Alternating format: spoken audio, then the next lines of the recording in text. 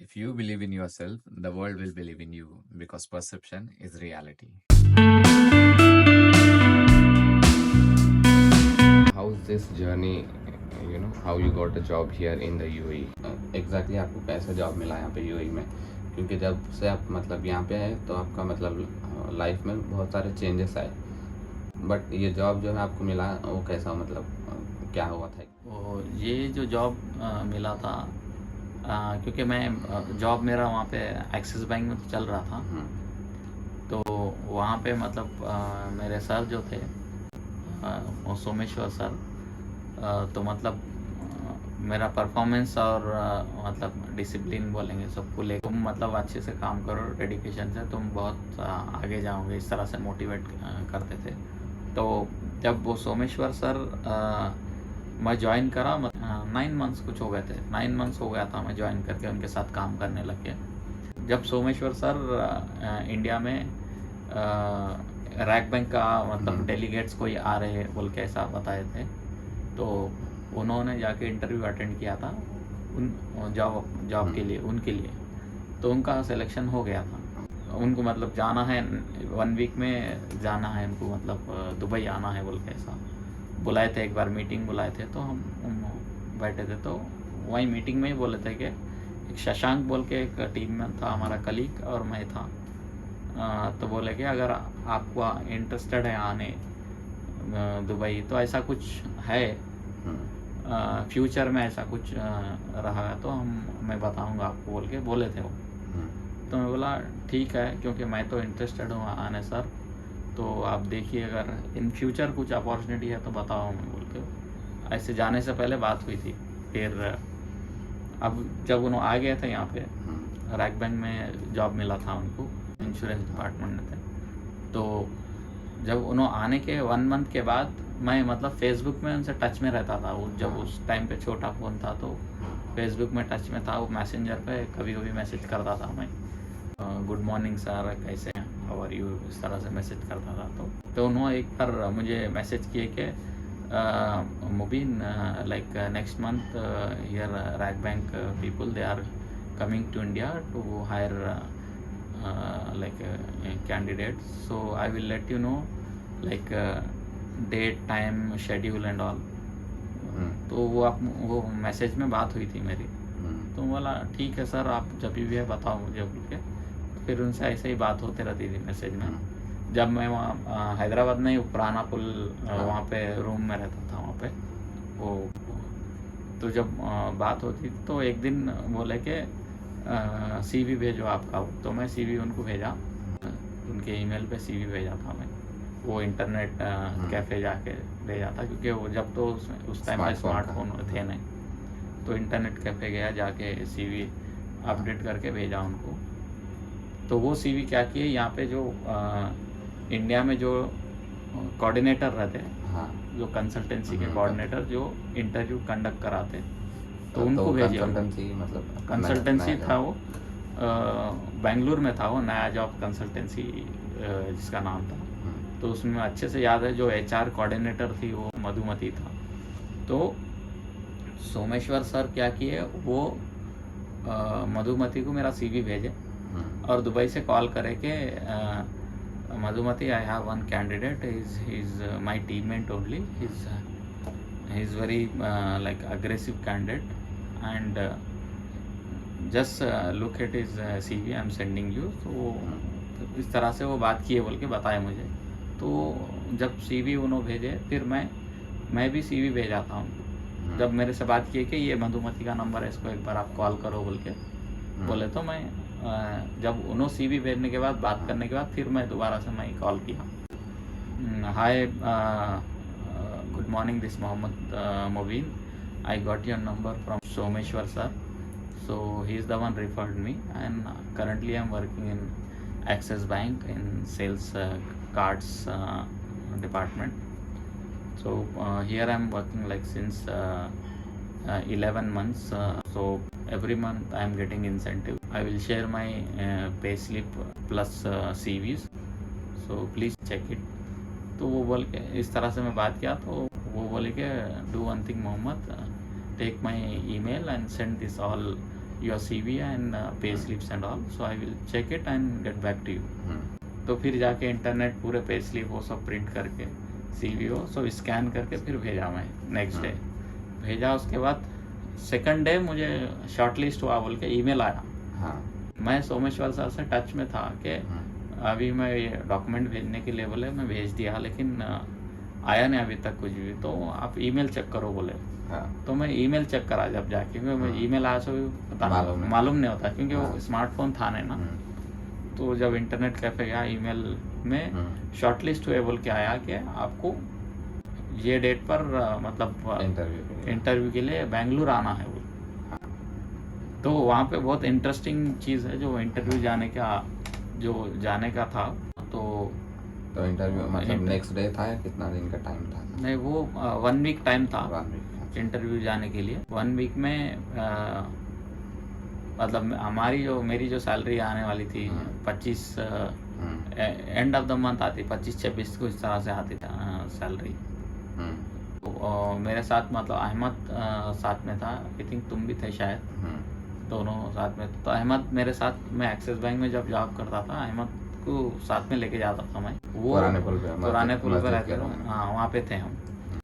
मतलब स्टेशनरी में as a inventory stock जो चेक करना, इन्वेंट्री का उसका वर्क था वहाँ पे। तो उसकी सैलरी आई थी उसी टाइम पे। मतलब ये जो कोइंसिडेंट हुआ, अब मुझे जाना है और मेरे पास पैसे कुछ है नहीं बेंगलुरु जाने के लिए। हैदराबाद में था मैं, क्योंकि पैसे थे लेकिन इतने इनफ नहीं थे कि 300-400 में वो बेंगलुरु जा नहीं सकते थे। तो मिनिमम 2000 रुपये तो होना, मतलब बेंगलुरु जाने में उस टाइम 2014 की बात हो रही, उतने पैसे नहीं थे। तो मतलब ऊपर वाले की मतलब मेहरबानी बोलेंगे या हेल्प बोलेंगे कि अहमद के थ्रू वो फुलफिल हुआ कि अहमद की उसी टाइम पे सैलरी आना। फिर आते अहमद फिर मुझे 2000 रुपये दिया था, अच्छे से याद है मुझे। तो वो 2000 लेके फिर मैं गया जाके नामपल्ली पे, वहाँ से ट्रैवल्स जो चलते थे गाड़ियाँ, तो बस में जाके वो बस टिकट बुक करवाया मैं। लगभग 600 रुपये का कुछ टिकट था वो बेंगलुरु का, नहीं सिर्फ जाने का। फिर आने के लिए फिर सेपरेट था। फिर आया, आके फिर बेंगलुरु इवनिंग में मतलब 8 बजे कुछ था टाइमिंग। तो फिर चले गया मैं बेंगलुरु गया। तो सुबह मॉर्निंग 7 बजे कुछ पहुँचे वहाँ पे हम। 8 बजे जब यहाँ पे बैठे हैदराबाद से तो बेंगलुरु। फिर वहाँ पे उतर के होटल गया था ऑटो में। होटल जाके फिर वहाँ पे फ्रेश होके करके उसके बाद फिर MG रोड पे रहेजा टावर्स 23rd फ्लोर नया जॉब्स कंसल्टेंसी, उसको मैं ऑटो वाले को बताया तो वो लेके गया रहेजा टावर्स। वहाँ लेके गया तो वहाँ पे जब मैं देखा तो ऑलमोस्ट 200 या 150 कुछ कैंडिडेट थे इंटरव्यू, या उससे ज़्यादा ही थे शायद। तो मैं सोचा कि इसमें लोगों का मैं कैसे सिलेक्शन होगा। बट एनीवे इतनी वहाँ हैदराबाद से यहाँ तक है, इंटरव्यू तो देंगे, बाकी ऊपर वाले की मर्ज़ी, अगर हो गया तो हो जाएगा।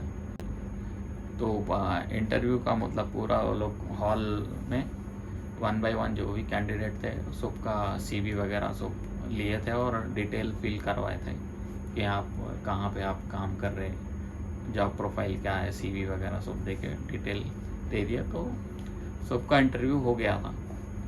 तो उसमें इंटरव्यू में रैक बैंक से जो डेलीगेट्स आए थे उसमें मुझे अच्छे से याद है, जो मेरा इंटरव्यू लिया था उसका नाम मोहित मित्तल था। अभी वो एमिरेट इस्लामिक बैंक में एज ए हेड है वो। तो करंटली वहाँ पे अभी जॉब कर रहे हो। तो उन्होंने मुझे एक ही क्वेश्चन किए थे कि मेरा CV और पे स्लिप वगैरह सब देखे थे वो।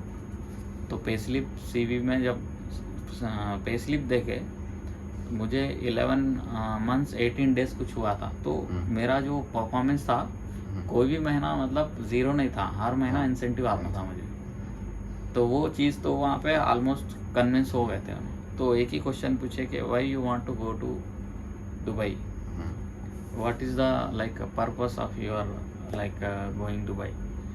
सो मैं एक ही सेंटेंस में जवाब देता है, because I am poor family, like openly I am telling you, my main concern to go to Dubai to earn money. like just going and maybe 2-3 months if not work out then I'll come back is not like that. My main, because I am a responsible person in my family, I am elder, so I need to take care of my family. To take care of family I have to earn. So this is my main reason to like going to Dubai.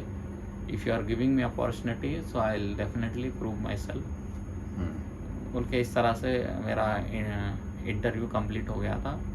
Hobbies वगैरह सब ऐसे ही पूछे थे, तो जो भी है hobbies, मेरे हॉबीज़ में बताया था कि जिम करना, क्रिकेट, कैरम, वॉलीबॉल, इस तरह से बताया था वो. उसके बाद विथिन 15 मिनट्स में ऑफर लेटर इशू हो गया कि मेरे, जब मैं एक्सिस बैंक में जो जॉब करता था, मेरी जो सैलरी थी 8,500. तो जब सोचता था कि मैं कम से कम महीने में, मतलब यहाँ से लाइफ को हमारी इम्प्रूव होना है, फाइनेंशियल कंडीशन अच्छी होना है, तो महीने में कम से कम 1 लाख रुपए कमाना. जब 2013-14 में ऐसा सोचता था, महीने में 1 लाख. जब लोग जो छोटी छोटी भी जॉब करते तो 2-3 हज़ार 4 हज़ार तक हाईएस्ट, जो लोअर सेगमेंट में था, मिडिल में 15-20 हज़ार, अपर में 25-30 हज़ार, इस तरह से था. तो उसी टाइम पे मैं सोचता था कि कम से कम 1 लाख रुपए कमाना, तो तब ये कुछ हो सकता है. तो वहाँ पे भी एक इंटरेस्टिंग चीज़ है कि एक्सिस बैंक में एक कैंडिडेट थे, हम 2 कैंडिडेट गए थे इंटरव्यू के लिए. दोनों सिलेक्शन हुआ था, जिसमें मेरा एक्सपीरियंस भी था. रिलायंस में भी जॉब किया था, मतलब MBA करते हुए जॉब किया था. ऑलमोस्ट 1 ईयर एक्सपीरियंस था वहाँ पे, और MBA भी कंप्लीट हो गया था. तो वहाँ पे मेरी जो सैलरी थी 8,500, और मेरे साथ जो कैंडिडेट आया था उसको 9,000 दिए थे. तो लेकिन ऊपर वाला, मतलब मैं वो सोचता था, अरे मैं एलिजिबल हूँ तो भी मुझे मतलब 10,000 9,000 तो एटलीस्ट देना था. 500 का मतलब वो सोचता डिफरेंस था. तो फिर मेरे मन में एक मतलब ख्याल आता था कि ऊपर वाला डायरेक्ट 8,500 से 85,000 इंडियन रुपीज़, जो उस टाइम पे मेरा जो सिलेक्शन हुआ था, 4,750 जो मेरे को सैलरी मिली थी फर्स्ट टाइम जब वो हुआ था रैक बैंक में, इंडिया से जो है हायरिंग हुई थी. तो डायरेक्ट ऊपर वाला मतलब 10 टाइम्स मिला. ये मैं बोलना चाह रहा हूँ कि थोड़ा पेशेंस रखे कि ऊपर वाला जो करंट मिल रहा उससे 10 गुना ज़्यादा मिल गया था.